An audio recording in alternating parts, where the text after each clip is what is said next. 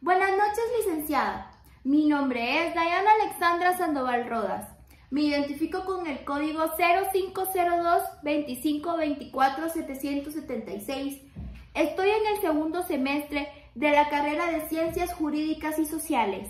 Hoy voy a presentar 4 temas muy importantes para comprender cómo se estudia y se controla el comportamiento humano dentro de nuestra sociedad por medio de los siguientes 4 temas importantes, que son el perfil demográfico, la prevención, el control social y la victimología. Cada uno de estos aspectos se relaciona directamente con el estudio de la población, las causas de la delincuencia y las estrategias que se aplican para mantener el orden y la seguridad social. Nuestro primer tema es el perfil demográfico, en donde nos habla sobre la demografía, que es la ciencia que estudia la estructura, la evolución y las características de la población humana. Su importancia radica en que permite conocer cuántas personas viven en un lugar, cómo se distribuyen y cuáles son sus características y necesidades sociales, económicas y culturales.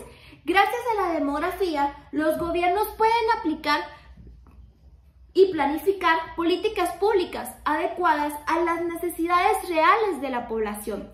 Existen 2 tipos principales de demografía, que son la demografía estática, que estudia la población en un momento determinado, analizando variables como el lugar de nacimiento, la nacionalidad, la edad, el sexo, el nivel educativo y la tasa de mortalidad o natalidad.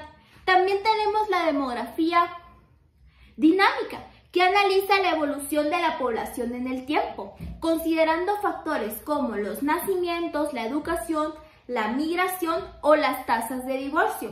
Las principales variables demográficas son 3. La tasa de natalidad, que mide la cantidad de nacimientos, la tasa de mortalidad, que registra todos los fallecimientos, y la migración, que representa los movimientos de personas de un lugar a otro. Estas variables son fundamentales porque permiten entender los cambios sociales, económicos y culturales de una nación.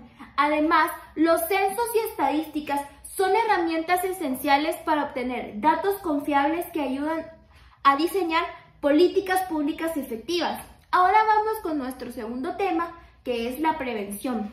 En el ámbito del derecho y la criminología, la prevención significa actuar antes de que ocurra un delito.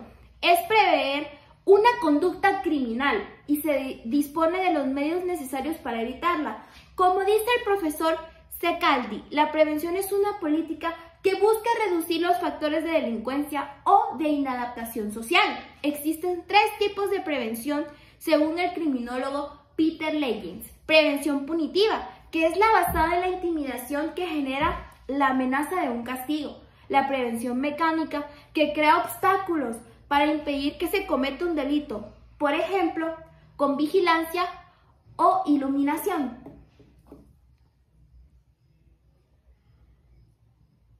También tenemos la prevención colectiva, que busca eliminar los factores sociales que favorecen a la delincuencia. Por su parte, Antonio García Pablos de Molina clasifica la prevención en 3 niveles, que es la prevención primaria, que es donde se actúa sobre las causas del delito, promoviendo la educación, el trabajo, la vivienda y el bienestar social. También tenemos la prevención secundaria, que nos habla que se enfoca en grupos o zonas de mayor riesgo, en donde se debe de promover, por ejemplo, los programas policiales o comunitarios. También tenemos la prevención terciaria, que busca evitar la reincidencia de las personas que ya han cometido un delito mediante la rehabilitación y la resocialización. Los objetivos de la prevención, según Pisotti y Méndez, son varios: diagnosticar las causas del delito formal y personal. Los objetivos de prevención, según Pisotti y Méndez, son varios. Son diagnosticar las causas del delito, formar personal especializado, elaborar leyes y campañas de orientación y aplicación de medidas para que se reduzcan los índices delictivos. Finalmente, los programas de prevención pueden ser unitarios, aplicados a un solo factor, o combinados, que es cuando se enfrentan múltiples factores en zonas con altos índices de criminalidad, con acciones coordinadas que pueden durar varios años. Tema número 3. El control social. El control social es el conjunto de estrategias y sanciones que utiliza la sociedad para asegurar que las personas cumplan las normas y valores establecidos. Toda sociedad necesita mantener un equilibrio entre los intereses individuales y los intereses colectivos. El control social es el mecanismo que garantiza ese equilibrio. Existen dos tipos de control social. Uno, que es el control informal, ejercido por instituciones como la familia, la escuela, la iglesia, los medios de comunicación. Este tipo de control busca formar valores y conductas adecuadas desde la edad temprana. También tenemos el control formal, que nos habla que es ejercido directamente por el Estado, a través de la policía, los tribunales, el sistema penitenciario. Aquí el control se aplica de manera legal y regulada, especialmente cuando se ha cometido un delito. La familia, por ejemplo, es la base de la socialización.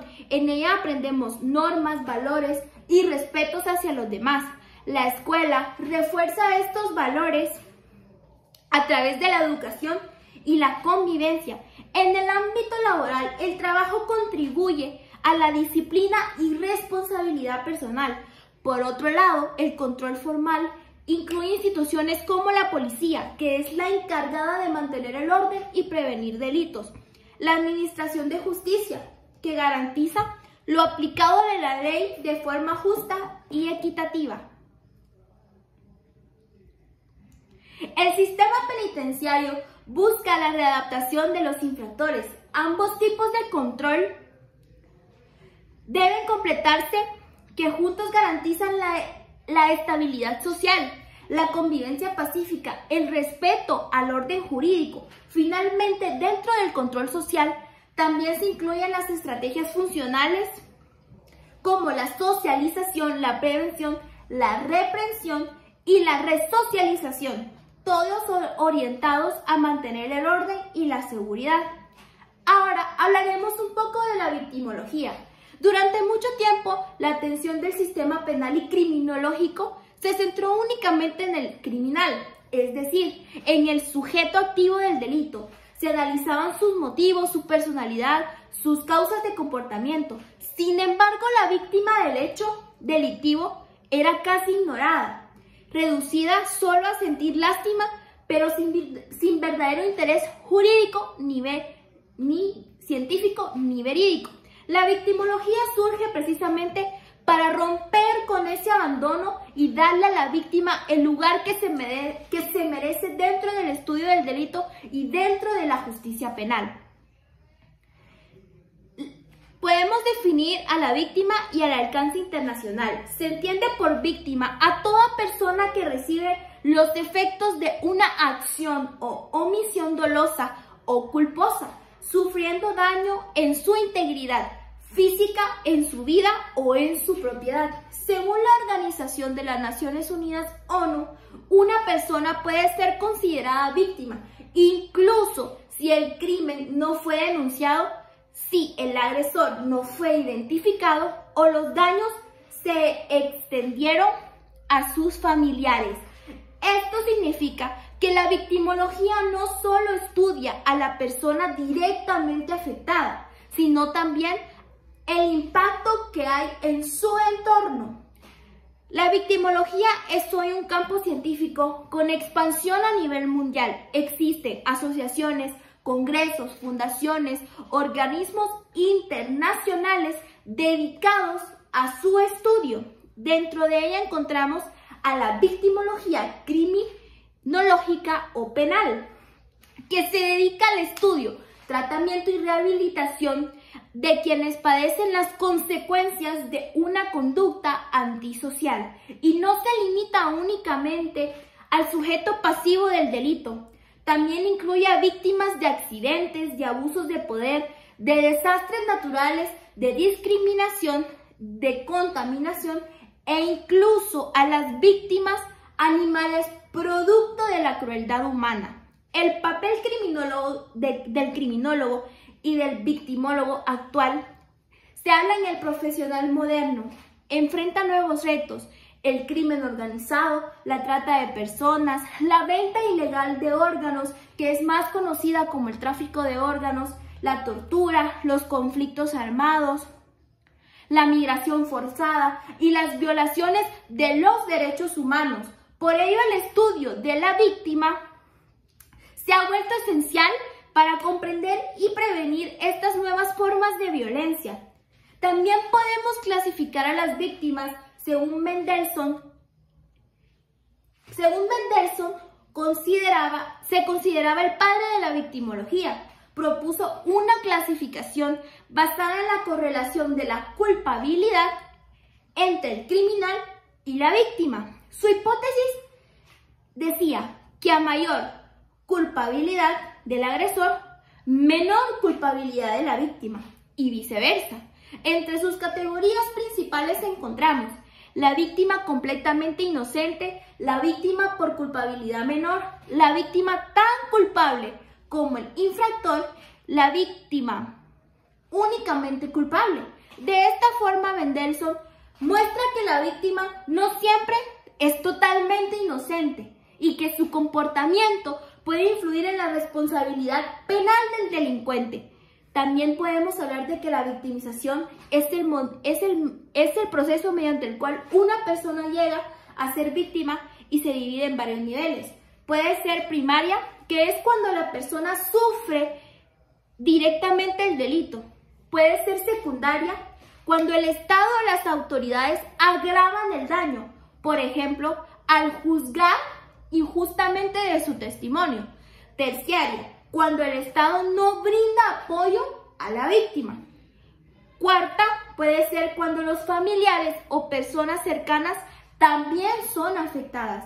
Y quinta, que recae sobre los profesionales de justicia que sufren estrés por su labor, como los médicos legistas. También el término victimidad hace referencia al conjunto de factores que predisponen a una persona o grupo en convertirse en víctima. Según Mendelssohn, la victimidad tiene un alcance incluso mayor que la criminalidad, porque una persona puede ser víctima de un criminal, de sí misma, de la sociedad o incluso de fenómenos naturales o tecnológicos. También tenemos la similitud entre criminal y víctima. Curiosamente, las investigaciones han demostrado que muchas veces un criminal y víctima comparten características. Ambos suelen ser jóvenes, provienen de entornos sociales similares y viven en las mismas zonas. Esto demuestra que la línea que separa a víctima y victimario puede ser más delgada de lo que parece y de lo que estamos acostumbrados a ver. El iter victimae, finalmente el iter victimae representa el camino que sigue una persona al convertirse en víctima. Es un proceso dinámico en el que intervienen factores predisponentemente preparantes y desescarcerantes. En otras palabras, no se trata de un hecho aislado, sino de un proceso complejo que puede prevenirse si se entiende a tiempo. Podemos llegar a la conclusión que la victimología no solo busca comprender el sufrimiento de víctima, sino también restablecer la justicia y evitar su revictimización. Su estudio nos recuerda que el sistema penal no debe centrarse únicamente en castigar al culpable, sino también en proteger, asistir y dignificar a la víctima, quien ha sufrido el daño.